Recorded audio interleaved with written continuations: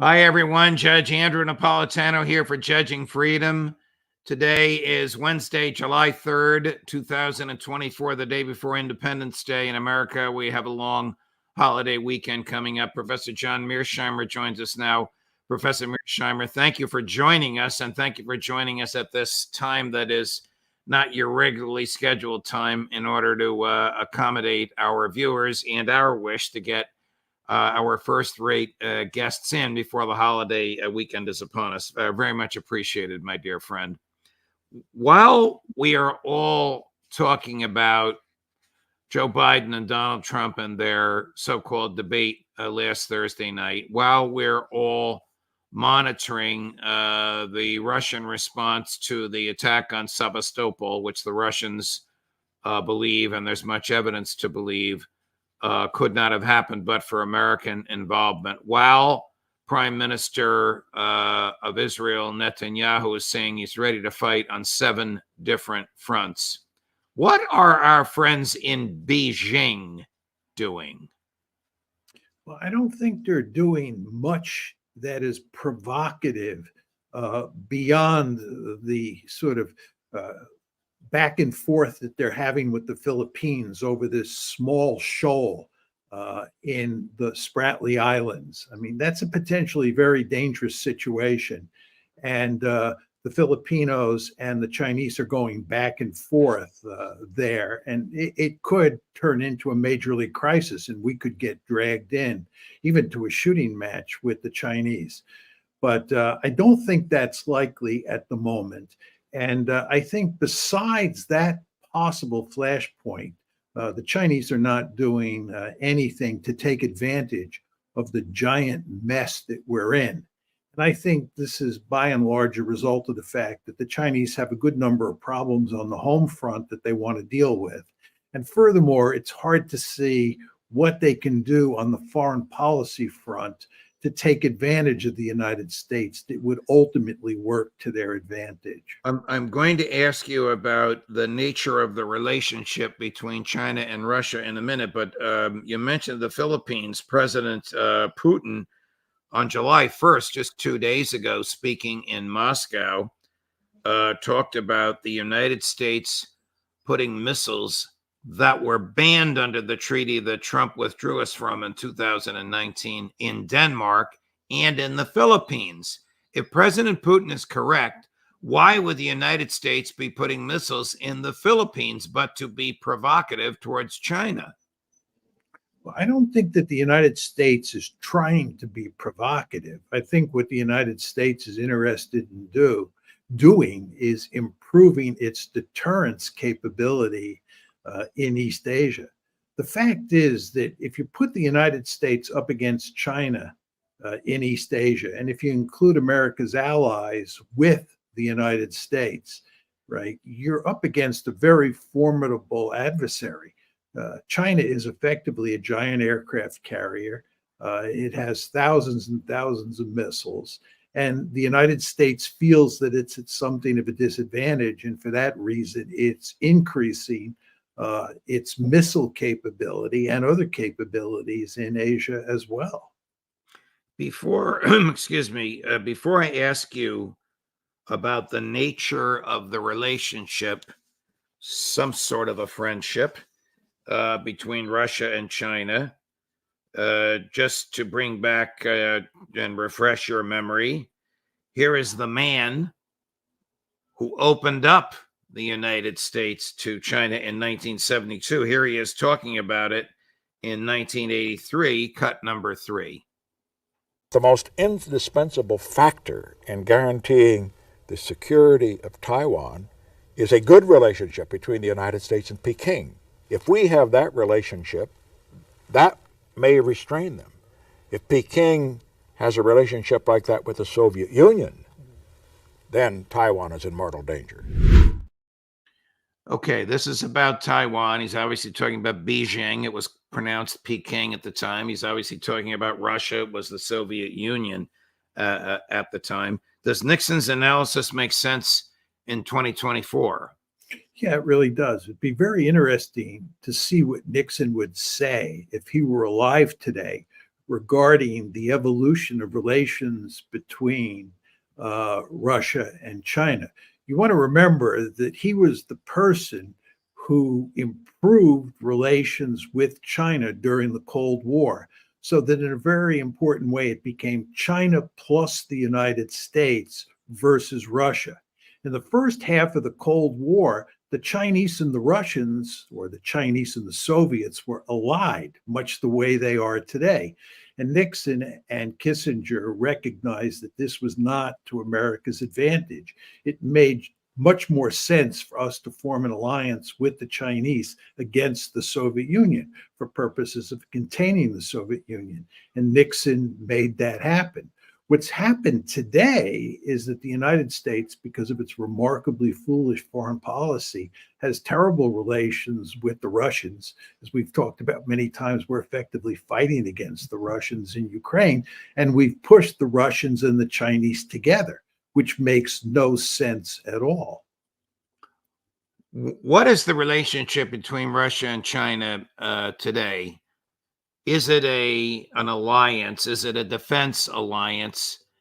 If Russia is involved in a two-front war against Ukraine and against Israel and is supporting Iran, I know these are the second one is a big if. Can it call upon China for help? Well, it could ask for military assistance in the form of weaponry. It could ask for diplomatic support should something happen at the United Nations. But I think it's extremely unlikely that the Russians would ask for military help, in the sense that they'd ask for Chinese troops to engage in the fighting, either in Ukraine or in the Middle East. You don't have a really tight alliance here. There's no question that these two countries have been pushed together so that they help each other in all sorts of ways. But in the scenario that you described, it's hard to imagine the Chinese coming into the actual fighting on the side of the Russians. You know, at the risk of getting a little bit into the weeds in history, that Nixon tape was in 1983, after the Jimmy Carter era legislation of the One China policy, and he's still talking about protecting Taiwan. Was he still wearing his old pre-72 Cold War hat? There are two Chinas. Well, I think that what Nixon wanted was his cake and eat it too. In other words, he understood that in a very important way, he had to sell the Taiwanese down the road to get an alliance of sorts with China. In other words, to flip China out of the Soviet side of the equation and move them over to the American side of the equation. He had to sell the Taiwanese down the road. But he wanted to do everything he could at the same time to keep Taiwan as a de facto independent country. And the fact is that we have succeeded at doing that up to this point. Despite the fact we pay homage to the One China policy, the fact is, at the same time, Taiwan remains a de facto independent country, and that's in large part because the United States has backed Taiwan. Would it be wise, or would it be foolish for us to resist mainland China militarily if they began some military effort to take over the government of Taiwan? Well, I'm in favor of making sure that Taiwan can defend itself so that that scenario is never realized. But I'm one of a number of people who would defend Taiwan if the Chinese attacked it, because I think Taiwan is of great strategic importance. I know that you and many others, including many of my realist friends, disagree with me on that point, and think that Taiwan is not worth defending. Didn't you say just a few minutes ago that even with our allies, were we to attempt to resist China militarily, they would present the more formidable force? Well, there's no question that over time, China becomes a more formidable threat when it comes to conquering Taiwan. I think at the moment we are actually in excellent shape in terms of defending Taiwan. You want to remember, you don't want to think about this in terms of winning a war against China over Taiwan. If the Chinese were to try to take Taiwan, there would be no winners, in my opinion. And that provides lots of deterrence. So I think that really all that is necessary here is for the United States to make it clear to China that they can't win. We can't win as well, but they can't win a war over Taiwan either. And then if we get to the point where they can win, if you make it clear that any victory would be a Pyrrhic victory, that would go a long way towards providing deterrence. And then finally, I would note, you want to remember that we're talking about two nuclear-armed great powers here. China has nuclear weapons, and the United States has nuclear weapons. So I think in terms of sort of heading off a war between the United States and China over Taiwan, it should be possible for the United States to achieve that goal, certainly in the short term, but even over the long term. Let's go from Beijing to Western Europe. What is the message that French voters have sent to President Macron? Stop talking about sending the French Foreign Legion to Ukraine? Well, I think the problems in France go much deeper than Ukraine. I think there's no question in Ukraine, like in many other countries around the world, including the United States, there is a great deal of dissatisfaction with the governing elite's policies towards Ukraine. And this, of course, includes Macron. And Macron, as we all know, fully supports America's or NATO's policy towards Ukraine. And I think that dissatisfaction with that particular policy contributed to Macron's defeat in the recent election. But I don't think that is by any means the principal reason that he's in so much trouble. Would you say the same for the likely ouster in 36 hours of Prime Minister Sunak and the likely installation of Sir Keir Starmer as Prime Minister in Great Britain? It does reflect dissatisfaction with foreign affairs, but there are a lot of domestic issues more profound weighing in on the voters' minds. Yeah, I agree with that completely. And I think, by the way, the same thing is true in the United States. I think there is a lot of dissatisfaction as reflected on your show with America's policy in Ukraine. But it's not the principal reason that there is so much dissatisfaction in the United States regarding where this country is going. If you look at the Western liberal democracies, you can put aside foreign policy, you can put aside Ukraine, and you still see a huge amount of evidence with unhappiness about the direction that the various countries in the West are heading in. If the president of the United States were to call you, I don't necessarily mean Joe Biden or Donald Trump, whoever the president might be, and ask for your advice on whether America should put troops on and lease bases from Finland, where it is now contemplating doing that on between 12 and 15 bases along the 800-mile common border that Finland has with Russia. How would you advise the president if that question were put to you, Professor Mearsheimer? That's the easiest question you've asked me this morning. Okay. Absolutely not. I mean, that would be insane. Well, you know they're doing it. Go ahead, please. No, I think you're right. And if you look at what they're going to do at the NATO summit, right? I've been reading about, what we're going to do at the NATO summit to reassure the Ukrainians. What you see is that we're going to go to greater and greater lengths to make Ukraine a de facto member of NATO. We've reached the point where we understand, I think, quite clearly that we can't make Ukraine a de jure member, a formal member of the alliance. So what we've decided to do is make it a de facto member. this is a prescription for disaster for Ukraine. It's just crazy that we're doing this. And the idea of putting troops in Finland is nuts, because all it's going to do is provoke the Russians. It's going to cause tensions in the region, and it's going to give the Russians greater incentives to wreck Ukraine, cause trouble in Europe, cause trouble in transatlantic relations, and so forth and so on. I just don't understand what these people are thinking. And all at the same time, we're up to our eyeballs in alligators in the Middle East. And furthermore, there is, as we were talking about at the start of the show, potential for trouble involving the Filipinos and the Chinese, where we might get dragged in East Asia.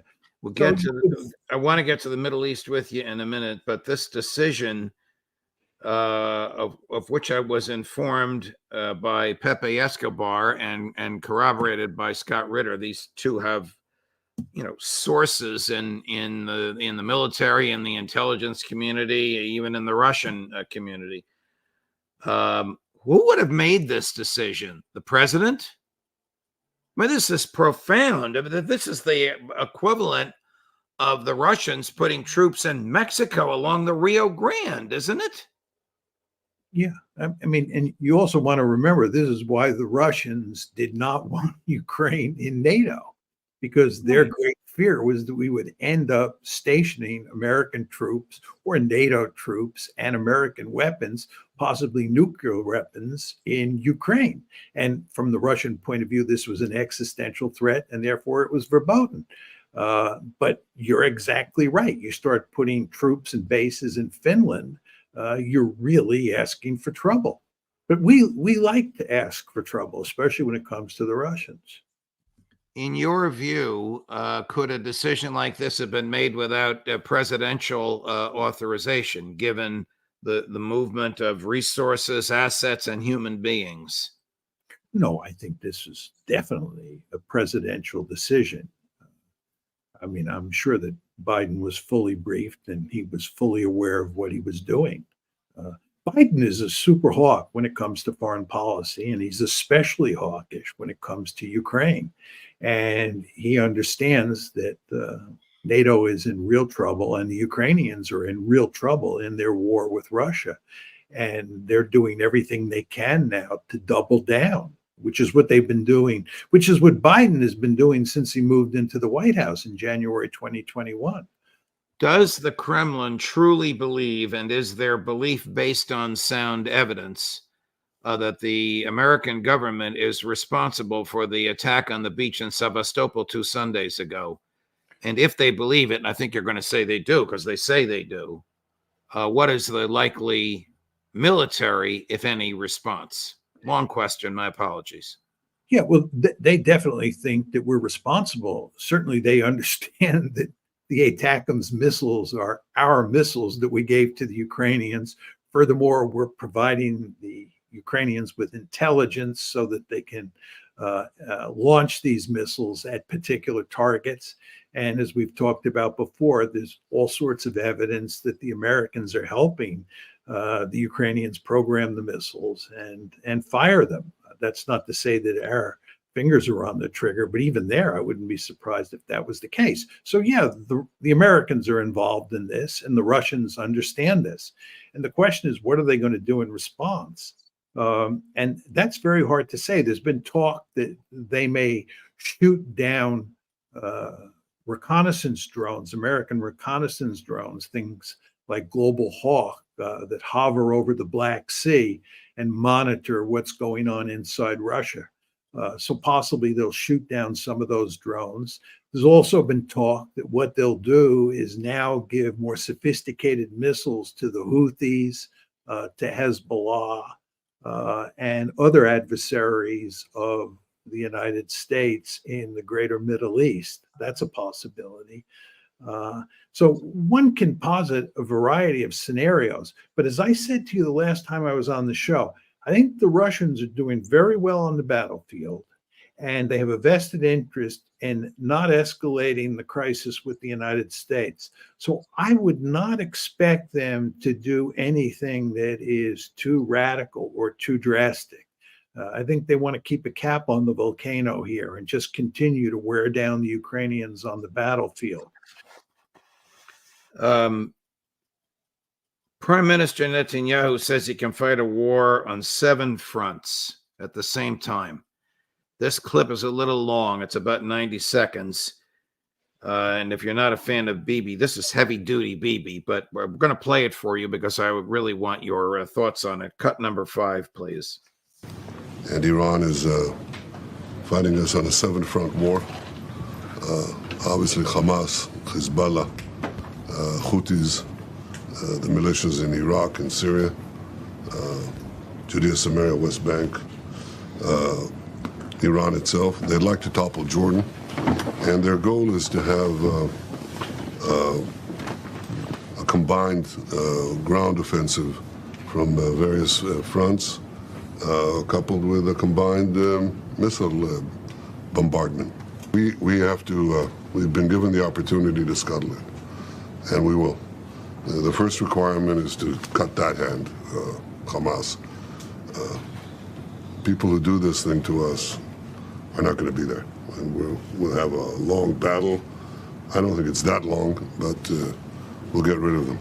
We also have to deter the other elements of the Iran terror axis. But we have to deal with the axis. The axis doesn't threaten only us, it threatens you. It's on the march to conquer the Middle East. Conquer the Middle East. Conquer. That means actually conquer. Conquer Saudi Arabia, conquer the Arabian Peninsula. It's just a question of time. And what's standing in their way is the small Satan, that's us, on the road to the middle-sized Satans, that's the Europeans. They're always offended when I tell them that. You're the great Satan, not them. Okay, and we have to stop them. He can't defeat Hamas. His IDF has said that numerous times as recently as yesterday. How can he possibly expect to wage all those wars against Houthi, Hezbollah, and Iran itself? He can't. He's blowing smoke. There were actually 3 very interesting articles in the New York Times and the Wall Street Journal yesterday, July 2nd, that really show how much trouble Israel is in. The first 2 articles, which were in the Wall Street Journal, said, first of all, that Iran is in very good shape these days, that Iran is improved its position in the world. It's become something of a worldwide power. And then it went on to describe why Iran is doing quite well. Then the second article, the second and third articles both dealt with the whole question of the Israelis' capability to deal with Hamas. And it's quite clear from those 2 articles that the IDF is in real trouble, that the military wants a ceasefire in Gaza because the military forces are worn out. They need a break. And when you think about them attacking Hezbollah at this point in time, it's hard to see how they can pull that off. Again, the military is asking Netanyahu for a ceasefire in Gaza because they are worn out. They are running out of weapons. This is what the article says. And the Wall Street Journal. And with all we're sending them, they're at the head of the line. With all we're sending them, they're running out of weapons. That's right. That's right. That's what the article said. And they want a ceasefire. The IDF wants a ceasefire in Gaza. And you start saying to yourself, if they want a ceasefire in Gaza, how are they going to invade Lebanon and defeat Hezbollah? I mean, again, as we've talked about, they invaded Lebanon in 1982 and again in 2006, and both of those operations ended up with a disastrous outcome. Nobody can tell a story these days about how they invade Lebanon, defeat Hezbollah, end that threat once and for all, and live happily ever after on the Northern Front. That's not going to happen. And the same thing is true with regard to Hamas. Hamas has won the war against the IDF. Nobody says this in the mainstream media in the West because it's politically unacceptable. But the fact is the IDF has been unable to defeat Hamas. as these articles make clear, right? Hamas is alive, and I don't want to say well, but it is able to continue the fight. So they have not defeated Hamas. They cannot defeat Hezbollah. Iran is actually in relatively good shape, and there's nothing the Israelis can do about that. And the West Bank, he talked about the West Bank. The situation on the West Bank hasn't settled down. So the Israelis are in deep trouble on multiple fronts. What do you think the United States will do? Chris, can you put up the full screen? Or Sonia, do you have that full screen? U.S. sends amphibious assault ship to show support for Israel amid Lebanon tensions. The United States has deployed an amphibious assault ship to the Middle East to demonstrate support for Israel amid soaring tensions in the Lebanon-Israel border. I mean, Professor Mearsheimer, is this just pabulum for show, or is the United States Navy about to go over there? Well, what we're trying to do is deter the Israelis and Hezbollah, and ultimately the Iranians as well. The nightmare scenario for us is a war between Hezbollah and Israel that brings in not only the United States, but Iran. And now we're beginning to get to the point where people are even talking about the possibility of the Russians coming in, because the Russians are deeply involved in Syria. The Russians are in bed with the Iranians these days, and there is a real possibility, I don't think it's likely, that the Russians could get involved in the fighting. So we want to go to enormous lengths to shut down the possibility of any war between the IDF and Hezbollah. And I believe that what the Biden administration is doing here is sending these forces into the thick of things, all for the purpose of sending the signal to the two sides to try to avoid a war. I have asked you this before, so forgive me. What foreign policy geopolitical benefit is there to the United States for all we do for Israel? As I've said to you before, there's none. Very important to understand that Israel is an albatross around our neck. The principal reason that we have an Israel lobby in this country, and the reason that the Israel lobby has to work overtime to maintain America's close relationship with Israel, is because there is no good strategic rationale and there is no good moral rationale for supporting Israel the way we do. You want to remember, we give Israel unconditional support.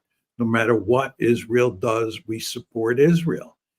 And this is not in the American national interest. And because it's not in the American national interest, and because Israel is a strategic liability, we need a domestic lobby, or Israel needs a domestic lobby to coerce American policymakers to pursue policies that are that provide unconditional support for Israel. And that domestic lobby is the most influential domestic lobby in the country today. You've written the book on it. Yeah, I think there's no question about it. It's truly amazing. And there's a new book coming out on it too, by a very distinguished Israeli historian, Ilan Pappé, that people should look at. But, you know, when Steve and I wrote the article in 2006 and then the book in 2007, most people didn't talk much about the lobby. Most people in the public didn't know that there even was a lobby, much less that it was a really powerful lobby.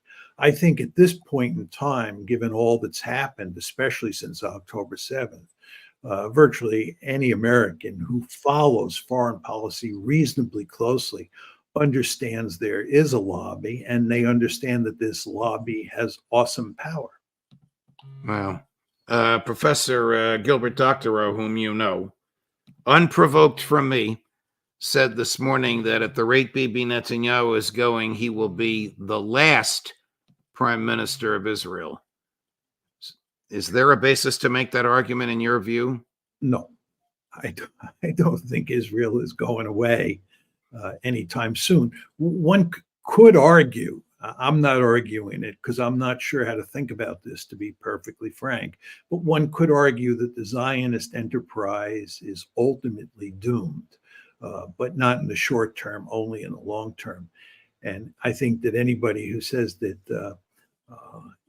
that Bibi Netanyahu is going to be Israel's last prime minister, which implies that there will be no more Israel after him, I think is simply wrong. Got it.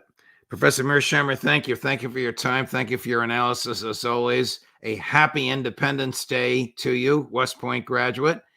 And, you know, I once went to watch the fireworks at West Point from a hill across the Hudson River where we were looking down on the fireworks. My boss, Roger Ailes, had a home up there. But the West Point fireworks of the 4th of July are a sight to behold. You probably remember them from your youth.